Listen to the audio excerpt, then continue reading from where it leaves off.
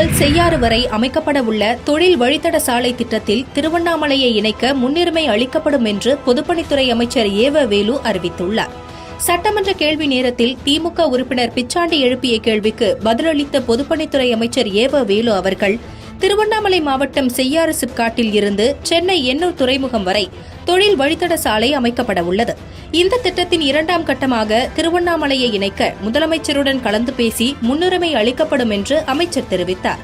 இதேபோல் பல்வேறு உறுப்பினர்களின் கேள்விக்கு பதிலளித்த அமைச்சர், திருக்குவளை மற்றும் திருச்செங்கோடு பகுதிகளில் ஆய்வு மாளிகை அமைக்க நடவடிக்கை மேற்கொள்ளப்படும் என்று உறுதியளித்தார்.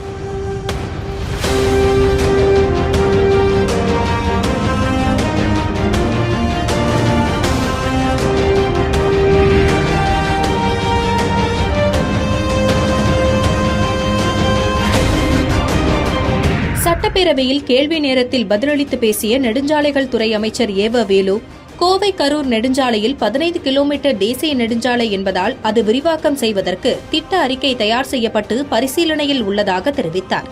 மேலும் மதுரை தென்பகுதியில் போக்குவரத்து நெரிசலை குறைப்பதற்காக வைகையை ஒட்டி புறவழிச்சாலை அமைப்பதற்கு துறை ரீதியாக ஆய்வு செய்து பணிகளை மேற்கொள்ள நடவடிக்கை எடுக்கப்படும் என்றும், பல்லடம் தாராபுரம் இடையே 7.5 கிலோமீட்டருக்கு 50 கோடி ரூபாய் செலவில் இணைப்பு சாலை அமைக்க பணிகள் மேற்கொள்ளப்பட்டு வருவதாகவும் அமைச்சர் ஏவ வேலு தெரிவித்தார்.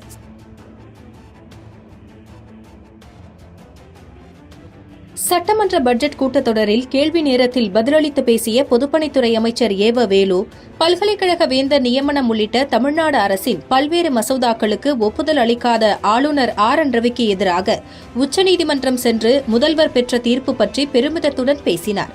அப்போது தீர்ப்பு வந்த நாளன்று கல்வியாளர்கள் பலரும் தன்னிடம் தொலைபேசியில் தொடர்பு கொண்டு மாண்புமிகு முதல்வரை பற்றி அவர்கள் பெருமையுடன் பேசி தங்களின் சார்பாக நன்றியை தெரிவித்துக் கொள்ளுங்கள் என்று சொன்னதாகவும் அமைச்சர் நெகிழ்ச்சியுடன் பகிர்ந்து கொண்டார். பேரவைத் தலைவர்களே, ஏறத்தாழ ஒரு 20 ஆண்டு காலம் கல்வித்துறையில் எனக்கு நேரடியான பங்கு உண்டு. அந்த வகையில் தமிழ்நாட்டில் இருக்கிற தனியார் கல்லூரியுடைய தாளாளர்கள், அதேபோன்று சுயநிதி கல்லூரியுடைய கூட்டமைப்பில் இருக்கிற மாநில நிர்வாகிகள், அதை தொடர்ந்து கல்லூரியிலே பணியாற்றிக் கொண்டிருக்கிற பேராசிரியர்கள், முன்னாள் துணைவேந்தர்கள், 100க்கும் மேற்பட்டவர்கள் நேற்றைய தினம் இரவு முழுவதும் எனக்கு தொலைபேசியிலே தொடர்பு கொண்டு தமிழ்நாட்டுடைய முதலமைச்சருக்கு எங்கள் சார்பாக நீங்கள் நன்றி சொல்லுங்கள் என்று தொடர்ந்து எனக்கு போன் மூலமாக செய்திகளை சொல்லிக் கொண்டிருந்தார். வரலாற்று சிறப்புமிக்க ஒரு தீர்ப்பை உச்சநீதிமன்றத்திலே இருந்து தமிழ்நாட்டு முதலமைச்சர் பெற்றிருக்கிறார். அதற்காக எங்களுடைய நன்றியை தெரிவித்துக் கொள்ளுங்கள் என்று குறிப்பிட்டார்.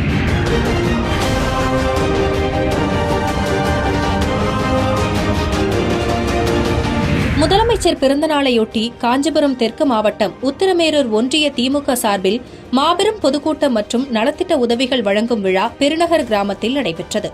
காஞ்சி தெற்கு மாவட்ட செயலாளரும் உத்திரமேரூர் சட்டமன்ற உறுப்பினருமான சுந்தர் தலைமையில் நடைபெற்ற இந்த பொதுக்கூட்டத்தில் பொதுப்பணித்துறை மற்றும் நெடுஞ்சாலைத்துறை அமைச்சர் ஏவ வேலு அவர்கள் சிறப்பு விருந்தினராக கலந்து கொண்டு பொதுமக்களுக்கு நலத்திட்ட உதவிகளை வழங்கினார். அப்போது பேசிய அமைச்சர், வடமாநிலங்கள் ஒன்றிய அரசுக்கு ₹1 வரியாக கொடுத்தால் பல மடங்கு திருப்பித் தரப்படுகிறது. ஆனால் தமிழ்நாடு ₹1 கொடுத்தால் 29 பைசா மட்டுமே திருப்பித் தரப்படுவதாக குற்றம் சாட்டினார். இதுகுறித்து கேள்வி கேட்டால் அமலாக்கத்துறையை வைத்து ஒன்றிய அரசு மிரட்டுவதாக கூறிய அவர், மிசாவையே பார்த்துவிட்டோம், இதற்கெல்லாமா கவலைப்பட போகிறோம் என்று அமைச்சர் ஏவ வேலு எழுச்சியுரையாற்றினார். இந்த ஊர்ல ₹100 வசூல் செய்கிறார் என்று சொன்னால் அவர் நமக்கு திருப்பி கொடுப்பது ₹29 கொடுக்கிறார். ஒரு கண்ணுக்கு வெண்ணையும் ஒரு கண்ணுக்கு சுண்ணாம்பு வைக்கிறீர்கள் என்று நாங்கள் கேள்வி கேட்டால் எங்களை ஈடு என்கிற பேரிலும் இன்கம் என்கிற பேரிலும் மிரட்டி பார்க்கிறார். இதற்கெல்லாம் பயந்தவன் தமிழ்நாட்டு தமிழன் இல்லை. நாங்கள் மிசாவே பார்த்தவர்கள். இன்னும் சொல்ல போனால் தமிழ்நாட்டு முதலமைச்சர் அருமை என்ற மு.க. ஸ்டாலின் மிசாவையே பார்த்தவர். இதை பற்றி கவலைப்பட மாட்டார். தொடர்ந்து உரையாற்றிய அமைச்சர், ஒன்றிய பாஜக அரசு மக்கள் தொகை அடிப்படையில் தொகுதி மறுசீரமைப்பு கொண்டு வந்தால் தற்போது இருக்கும் 39 நாடாளுமன்ற தொகுதிகள் 31ஆக குறைந்துவிடும் என்று தெரிவித்தார்.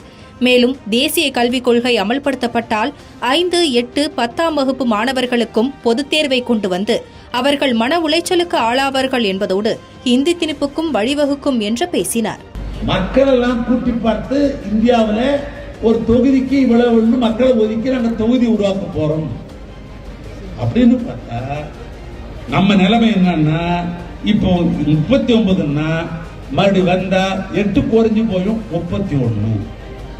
மேலும் இந்தியாவில் பொருளாதார வளர்ச்சியில் தமிழ்நாடு முதல் மாநிலமாக இருப்பதற்கு இருமொழி கொள்கைதான் காரணம் என்று அமைச்சர் ஏவ வேலு பெருமையுடன் தெரிவித்தார். ஜெர்மனியிலும் ஜப்பானிலும் அமெரிக்காவிலும் டாலர் கணக்கிலே வாங்குகிறார் என்று சொன்னால் அவங்க படித்தது ஆங்கிலம்.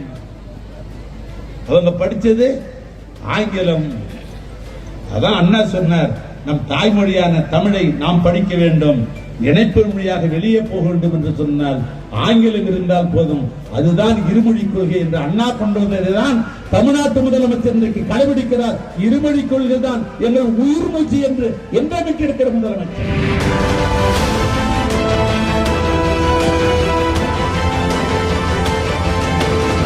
முன்னாள் அமைச்சர் மாண்புமிகு ப.உ.ச. அவர்களின் 18ஆம் ஆண்டு நினைவு நாளையொட்டி அவரது நினைவிடத்தில் மலர் வளையம் வைத்து அமைச்சர் ஏவ வேலு அவர்கள் மரியாதை செலுத்தினார்.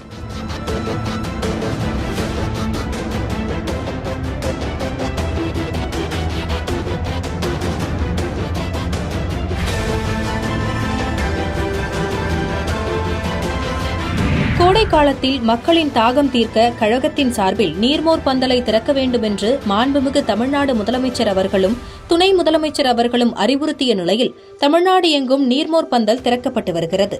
அந்த வகையில் திருவண்ணாமலை மாவட்ட திமுக இளைஞரணி சார்பில் கோடை காலத்தில் பொதுமக்களின் தாகம் தீர்க்கும் வகையில் நீர்மோர் பந்தலை தொடங்கி வைத்து தர்பூசணி, நுங்கு, வெள்ளரி, இளநீர் ஆகியவற்றை அமைச்சர் வழங்கினார்.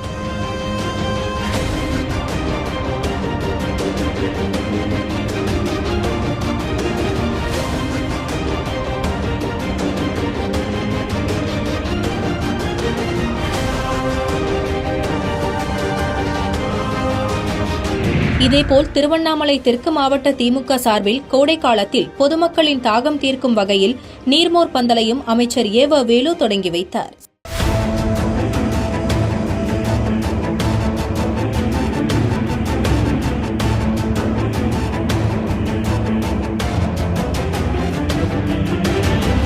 திருவண்ணாமலையில் 2025-26ஆம் ஆண்டிற்கான கலைஞரின் கனவு இல்லம் திட்டத்தின் கீழ் 5090 பயனாளிகளுக்கு வீடு கட்டுவதற்கான பணியாணை வழங்கும் விழா நடைபெற்றது. இந்த நிகழ்ச்சியில் தொகுதியின் சட்டமன்ற உறுப்பினரும் தமிழ்நாடு அரசின் பொதுப்பணித்துறை அமைச்சருமான ஏவ வேலு கலந்து கொண்ட நிலையில் பயனாளிகளுக்கு பணியாணைகளை வழங்கினார். மேலும் குரூப் 4 தேர்வில் தேர்ச்சி பெற்ற 17 பேருக்கு தட்டச்சு வேலைக்கான பணியாணை, சமூக நலத்துறை சார்பில் கலப்பு திருமணம் செய்து கொண்ட பயனாளிகளுக்கு நலத்திட்ட உதவிகள், தையல் இயந்திரங்கள் ஆகியவற்றையும் வழங்கி வாழ்த்து தெரிவித்தார்.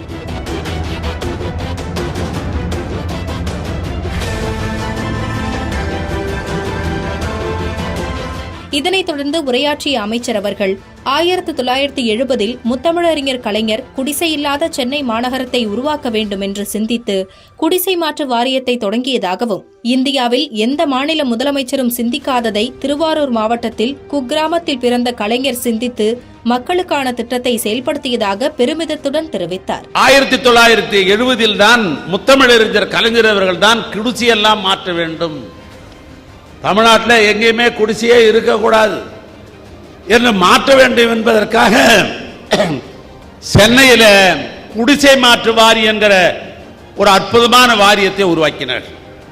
அது முழுக்க முழுக்க சென்னையில் இருக்கிற குடிசைகளை மாற்றி அங்கெல்லாம் அடுக்குமாடி கட்ட வேண்டும் என்ற அந்த அடிப்படையில் தான் முதலாக கலைஞருக்கு அப்படித்தான் தோன்றியது. குடிசை மாற்று வாரியம் என்கிற பெயரில் ஒன்று ஏற்பட்டது. இந்தியாவில் எத்தனையோ முதலமைச்சர், எத்தனையோ மாநிலம் இருந்தது. பக்கத்தில் கேரளாவில் இருக்குது, கர்நாடகம் இருக்கிறது, ஆந்திரா இருக்கிறது, தெலுங்கானா இருக்கிறது, ஏன் காஷ்மீர் வரைக்கும் எத்தனையோ முதலமைச்சர் இருந்திருக்கிறார்கள். அந்த முதலமைச்சர்கள் எல்லாம் தோன்றியது அவர்களுக்கெல்லாம் ஆதிதிராவிட குடியிருப்பிலே ஒரு இலவசமாக வீடு கட்டி தர வேண்டும் என்ற எண்ணம் பக்கத்தில் இருந்த ஆந்திராவில் இருந்த முதலமைச்சருக்கு வந்ததா? வரல. ஆனால் நான் ஆரம்பத்தில் சொன்னதை போல தமிழ்நாட்டு ஆண்ட கலைஞருக்கு மட்டும்தான் அந்த எண்ணம் இருந்த காரணத்தினால், காரணம் அவர் ஒரு கிராமத்துக்காரர், மேலும் 2024-25 நிதியாண்டில் தலா 3,50,000 ரூபாய் மதிப்பீட்டிலான 5,090 வீடுகள் கட்ட 151 கோடி ரூபாய் ஒதுக்கீடு செய்து தமிழ்நாட்டில் அதிக வீடுகள் கட்டும் 2வது மாவட்டம் திருவண்ணாமலை மாவட்டம்தான் என்று பெருமிதத்துடன் கூறிய அமைச்சர், அரசின் திட்டங்கள் மக்களை சென்றடைவதில் தமிழ்நாட்டிலேயே திருவண்ணாமலை மாவட்டம்தான் முதலிடம் பிடித்தது என்ற பெருமை நமக்கு கிடைக்க வேண்டும் எனவும், இதற்காக அதிகாரிகள் தனி கவனம் செலுத்தி பணியாற்ற வேண்டும் என்றும் கேட்டுக் கொண்டார். நமக்கு என்ன பெருமை என்று சொன்னால், தமிழ்நாட்டிலேயே 2வது மாவட்டமாக ஆணை பெற்றிருக்கிற மாவட்டம் நம்முடைய திருவண்ணாமலை மாவட்டம். எனவே இந்த 5,090 வீடுகளுக்கு 181 கோடி ரூபாய் தமிழ்நாட்டு முதலமைச்சர் அவர்கள் இதற்காக பணத்தை ஒதுக்கி தந்திருக்கிறார்கள்.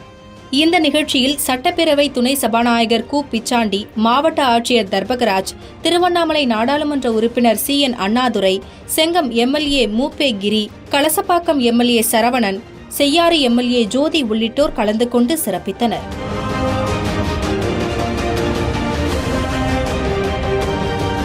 திருவண்ணாமலை மாவட்டம் கலசப்பாக்கத்தில் புதிதாக கட்டப்பட்ட அரசு பள்ளி கட்டடத்தை பொதுப்பணி மற்றும் நெடுஞ்சாலைத்துறை அமைச்சர் ஏவ வேலு அவர்கள் ரிப்பன் வெட்டி திறந்து வைத்து மாணவர்கள் மற்றும் ஆசிரியர்களுக்கு இனிப்பு வழங்கினார்.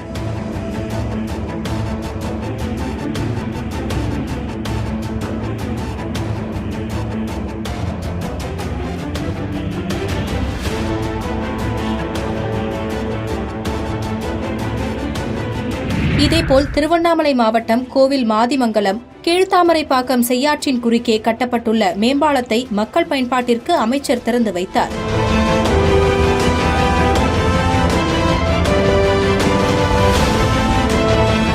இந்த பாலம் கட்டினால் தென்மகாதேவமங்கலம், கடலாடி, கீழ்த்தாமரைப்பாக்கம், கிழக்குமேடு, மேப்பத்தோரை, கீழ்ப்பத்தோரை, கோடிக்குப்பம், பெரிய களம்பாடி, சிறிய களம்பாடி, நயம்பாடி, பழங்கோயில், காஞ்சி, கீழ்ப்பாலூர், மேல் திருவள்ளூர், காரப்பட்டு ஆகிய இந்த பகுதியில் இருக்கிற 1,00,000 மக்களுக்கு இது பலனாக இருக்கும் அந்த பாலம் என்று உங்களுடைய சட்டமன்ற உறுப்பினர் பல நேரங்களிலே என்னிடத்திலே அவர்கள் சொல்லியிருக்கிறார்.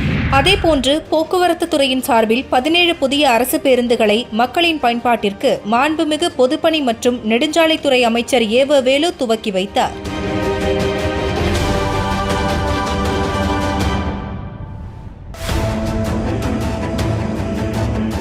இதனைத் தொடர்ந்து திருவண்ணாமலை மாவட்டம் கலசப்பாக்கம் சட்டமன்ற தொகுதியில் இளைஞரணி சார்பில் அமைக்கப்பட்டுள்ள நூலகத்தை அமைச்சர் ஏவ வேலு திறந்து வைத்தார்.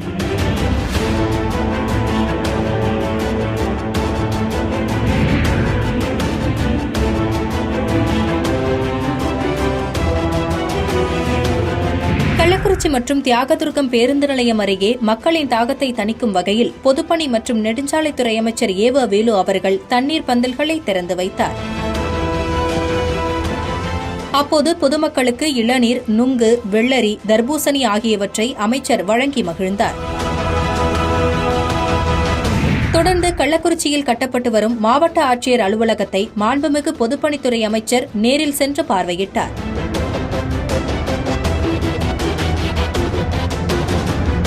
கட்டடத்தின் ஒவ்வொரு பகுதிகளுக்கும் சென்று பார்வையிட்ட அமைச்சர் பணிகளை சிறப்பாக மேற்கொள்ள வேண்டும் எனவும் அறிவுறுத்தினார். பிறகு செய்தியாளர்களை சந்தித்த அமைச்சர், புதிதாக கட்டப்பட்டு வரும் கள்ளக்குறிச்சி மாவட்ட ஆட்சியர் அலுவலகம் முதலமைச்சரின் இசைவை பெற்று செப்டம்பர் மாதத்தில் அண்ணா பிறந்த நாளில் திறக்கப்படும் என்றார்.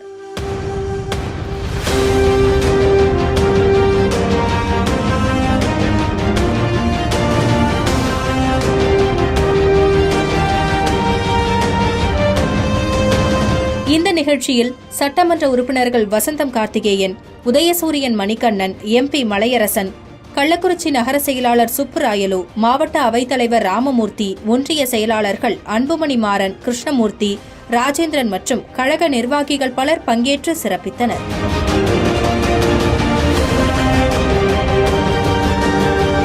கள்ளக்குறிச்சி தெற்கு மற்றும் வடக்கு மாவட்ட பாக முகவர்களுக்கான ஆலோசனைக் கூட்டம் மாண்புமிகு பொதுப்பணித்துறை அமைச்சர் ஏவவேலு அவர்கள் தலைமையில் நடைபெற்றது.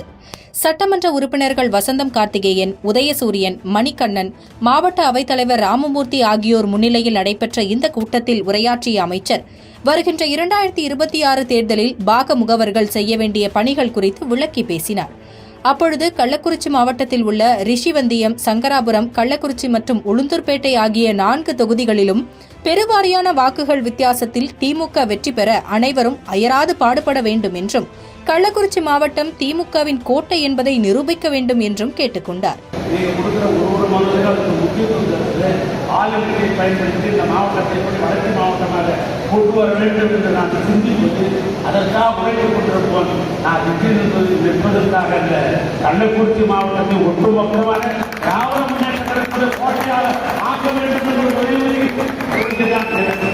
இந்த கூட்டத்தில் கள்ளக்குறிச்சி நாடாளுமன்ற உறுப்பினர் மலையரசன், தொகுதி பொறுப்பாளர்கள் பெருநர் கிள்ளி, ஸ்ரீதர், அன்பழகன், மாவட்ட ஊராட்சி குழு தலைவர் புவனேஸ்வரி பெருமாள், கள்ளக்குறிச்சி சேர்மன் சுப்புராயலு மற்றும் அனைத்து பாக முகவர்கள், மாநில மாவட்ட நிர்வாகிகள் திரளாக கலந்து கொண்டனர்.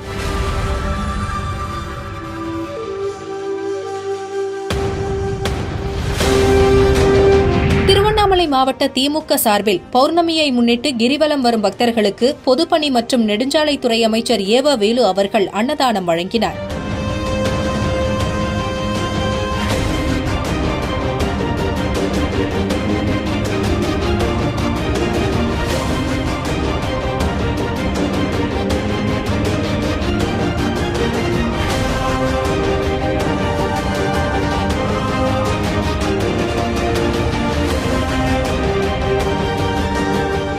இந்த நிகழ்ச்சியில் கழக மருத்துவர் அணி துணைத் தலைவர், போலூர் சட்டமன்ற தொகுதி பொறுப்பாளர் டாக்டர் ஏவவே கம்பன் அவர்கள் மற்றும் திமுக முன்னோடிகள் கலந்து கொண்டு சிறப்பித்தனர். மாண்புமிகு முதலமைச்சர், கழக தலைவர் தளபதியார் அவர்களின் பிறந்த நாளையொட்டி தண்டராம்பட்டு கிழக்கு ஒன்றிய திமுக சார்பில் நடைபெற்ற மாபெரும் பொதுக்கூட்டத்தில் பொதுப்பணி மற்றும் நெடுஞ்சாலைத்துறை அமைச்சர் ஏவ வேலு அவர்கள் கலந்து கொண்டு சிறப்புரை நிகழ்த்தி பொதுமக்களுக்கு நலத்திட்ட உதவிகளை வழங்கினார்.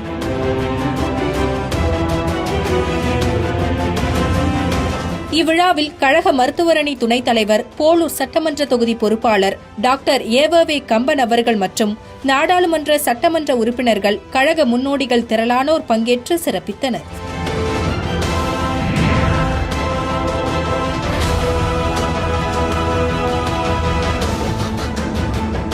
திருவண்ணாமலை மாவட்டம் வந்தவாசியில் கழகத் தலைவர், தமிழ்நாடு முதலமைச்சரின் பிறந்தநாள் விழா பொதுக்கூட்டம் மற்றும் நலத்திட்ட உதவிகள் வழங்கும் நிகழ்ச்சியில் கலந்து கொண்ட அமைச்சர் ஏவ வேலு சிறப்புரையாற்றினார். அப்போது பேசிய அவர், எம்ஜிஆரும் ஜெயலலிதாவும் கட்டிக்காத்த அதிமுகவை தனது சுயலாபத்திற்காக எடப்பாடி பழனிசாமி பாஜகவிடம் அடகு வைத்திருக்கிறார் என்று விமர்சித்தார். மேலும் தமிழ்நாட்டு முதலமைச்சர் தூக்கத்தை தொலைத்துவிட்டார் என்று எடப்பாடி பழனிசாமி சொல்கிறார். அது ஒரு வகையில் உண்மைதான். காரணம், அல்லும் பகலும் அயராமல் தமிழ்நாட்டு மக்களுக்காக முதலமைச்சர் உழைத்துக் கொண்டுதான் இருக்கிறார் என்று கூறினார்.